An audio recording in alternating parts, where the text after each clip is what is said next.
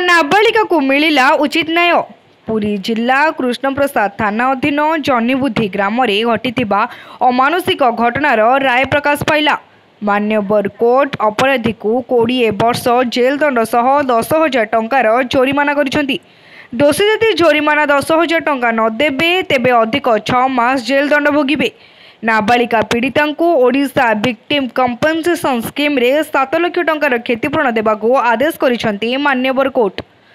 घटनाटी 7 मई 2024 रे दोषी हरिहर गुहाण सेही ग्रामर नाबालिका को एकुटिया पाई दुष्कर्म करिथिबा नै नाबालिका झीवर बापा कृष्णप्रसाद थाना रे लिखित अभियोग करथिला। शेषरे 23 जन साक्षी प्रमाण को नहीं अभियुक्त को कठोर दंड दैछंती मान्यवर कोर्ट।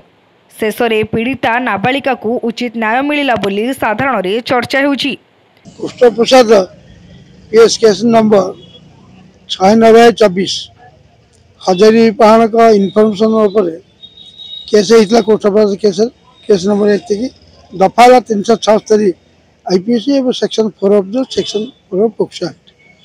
जेहेतु झीटर बयस 16 वर्ष ए हजारी पहाड़ झील से सन्ध्या ट्यूशन फेरुला 24 मसीहा सन्ध्या 7/5/24 तारीख सी निछटिया एकुटिया देखिक से आखि हरिहर पहाड़ नहीं बाड़ी पछोट खला बाड़ी नहीं सहित नहीं पैंट सार्ट खोलिकी तार भाजिना हाथ मारी टिप पड़ी दर्शन कला।